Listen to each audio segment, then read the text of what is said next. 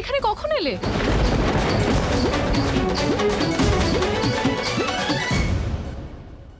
যশোদা, যশোদা, বাড়িতে সব ঠিক আছে তো? হ্যাঁ, সব ঠিক আছে। আর্য, কি হয়েছে? যশোদা, বাড়িতে চোর এসেছে। কি? আর আমাদের বিশ্বাস যে চোর আপনাদের বাড়িতেই ঢুকেছে। আর্য, বাড়ির সমস্ত দরজা জানলা তো বন্ধ, তাহলে তো কোনো চোরের পক্ষে আমাদের বাড়িতে ঢোকা অসম্ভব। ঘরে দেখেছো?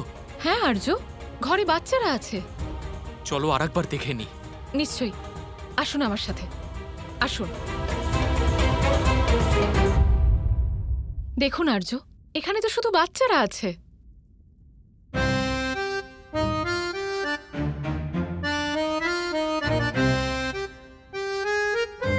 পাহারাদার, এখানে তো শুধু বাচ্চারাই আছে। অবশ্যই আপনাদের কোনো ভুল হয়েছে। ক্ষমা করুন নন্দমশাই। কিন্তু নন্দমশাই, আমার মনে হয় গোদামঘরের সুরক্ষা আরো কড়া করা উচিত। ঠিক আছে, পাহারাদার আরো বাড়িয়ে দাও।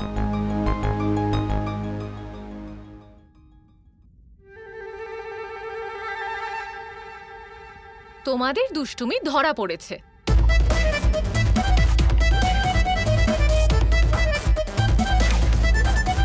তোমরা কেউ বাড়িতে জানিয়ে আসোনি না যে তোমরা এখানে আছো?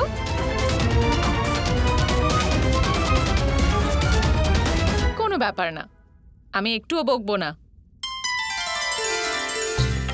কিন্তু এরপর তোমরা আর এরকম একদম করবে না।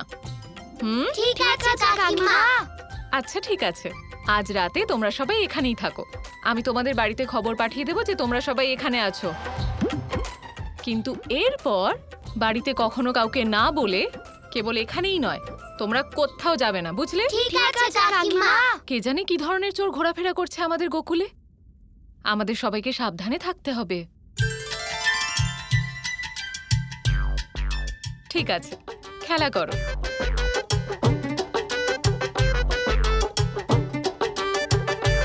এবার বুঝলেন দাদা যে ওই চোর কে ছিল?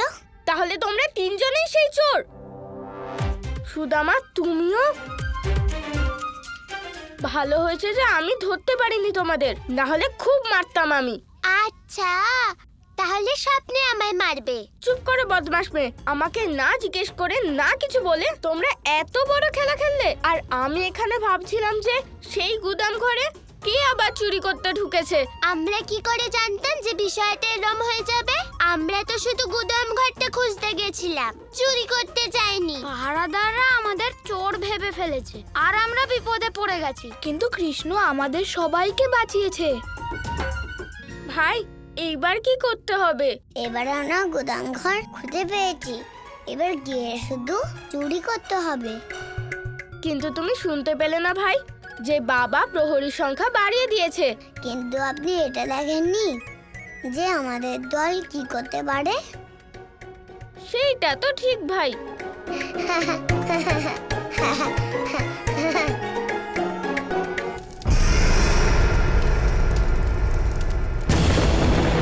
ফিরে যাও কংস, আর কখনো এই গণ্ডিকে অতিক্রম করার চেষ্টা করো না। যদি চেষ্টা করো তাহলে তোমার ছায়া কোনো নারীর নয়, তুমি স্বয়ং হবে কংস।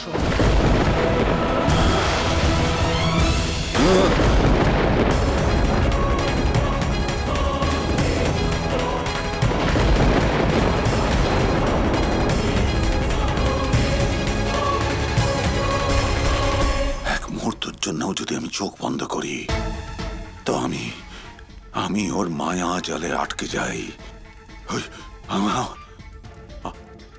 আমায় ছায়া এক স্ত্রীর মতন মনে হচ্ছে। মহারাজের জয় হোক। মহারাজ, কাল যা কিছু গোকুলের সীমানায় ঘটল তার জন্য আমি অত্যন্ত দুঃখিত। যা কিছু ওখানে হয়েছে সেই ব্যাপারে যেন এখানে কোনো রকম আলোচনা না হয়। যথাজ্ঞা মহারাজ। মহাবলী কংস এত শীঘ্র নিজের পরাজয় স্বীকার করতে রাজি নয়। এইবার আমি এমন কিছু করব যে গোকুলবাসীরা বাধ্য হয়ে নিজেরাই ওই বালককে আমার সামনে উপস্থিত করবে। অক্রূর, পাঠাও আমার সৈন্যদের গোকুলে, আর গোকুলবাসীদের মধ্যে ঘোষণা করে দাও যে মহারাজ কংস খাজনা চাইছে। যারা কর দিতে পারবে না আর সময় চাইবে,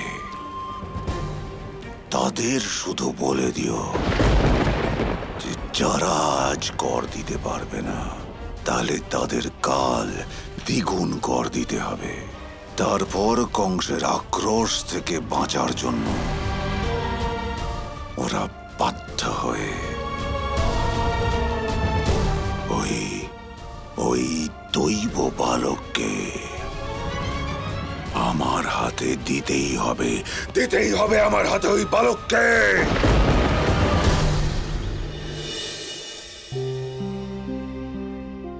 আর্য, এটা খেয়ে নিন। না যশোদা, আমার দেরি হচ্ছে। আমি গত কয়েকদিন ধরেই দেখছি আপনি না সকালে কিছু খাচ্ছেন আর না পঞ্চায়েতে যাচ্ছেন। শুধু গোকুলেরই নয়, নিজের শরীরেরও খেয়াল রাখুন আর্য। ঠিকই যশোদা, এতটা দুধ, কংসকে কর দেওয়ার জন্য দুধ আর দুধ থেকে তৈরি দ্রব্য আমাদের বাঁচাতে হবে। আপনি এইটুকু দুধ খেয়ে নিলে গোকুলে দুধের মোটেও অভাব হবে না। আপনি নিন তো, এক্ষুনি খান। যশোদা,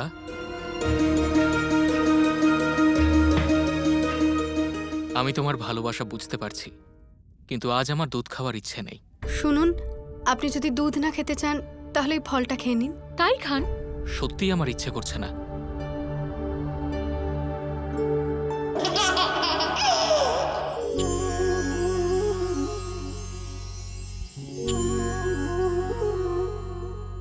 এবার বলে দেখুন দেখি, খাবেন না? আমাদের গোপালও জানে যে দুধ আপনার কতটা প্রিয়।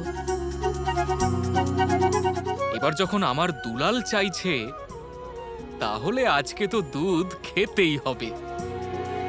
হ্যাঁ হ্যাঁ, বাবার ছেলেরই যত ভালোবাসা, শুধু আমারই ভালোবাসা কম।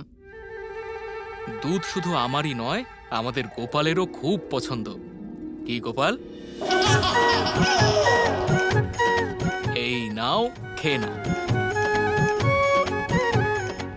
আমরা কি করে জানতে পারবো যে আপনাদের দুজনের মধ্যে দুধ বেশি কার প্রিয়? আমার সবচেয়ে বেশি পছন্দ। আরে দাঁড়ান দাঁড়ান, এর বিচারও এক্ষুনি হয়ে যাবে। যে সবার আগে দুধ খেয়ে শেষ করবে সেই বিজয়ী হবে। ঠিক আছে, তাহলে শুরু করুন। শুরু করো গোপাল।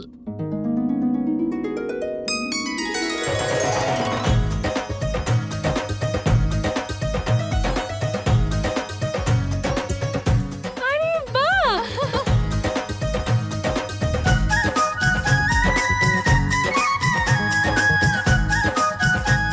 আর্য, আপনি হেরে গেলেন আর আমাদের গোপাল জিতে গেল।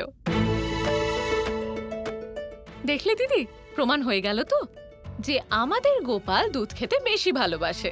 হ্যাঁ যশোদা। ঠিক আছে যশোদা, এবার আমি যাওয়ার জন্য প্রস্তুত হই। আর ওই চোরদেরও খোঁজ করতে হবে যে কালকে চুরি করতে এসেছিল।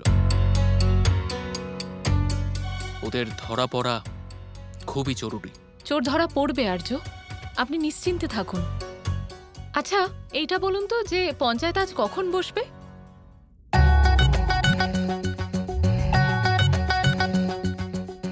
শুনলে ভাই, আমাদের এবং আমাদের দলকে ধরার জন্য নন্দ বাবা খুবই ব্যাকুল হয়ে পড়েছেন।